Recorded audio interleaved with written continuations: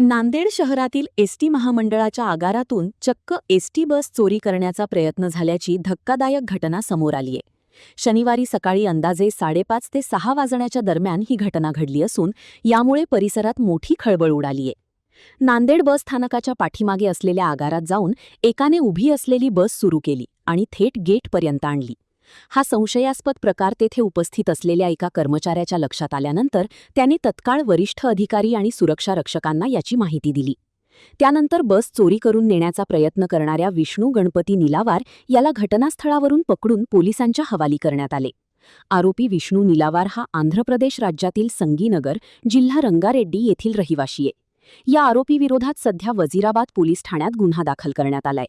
विशेष म्हणजे या आरोपीने यापूर्वी देखील आंध्र प्रदेशात अशाच प्रकारे बस चोरीचा प्रयत्न केल्याची प्राथमिक माहिती समोर आलीय. प्रतिनिधी माधव हनुमंते, NTV न्यूज मराठी, नांदेड.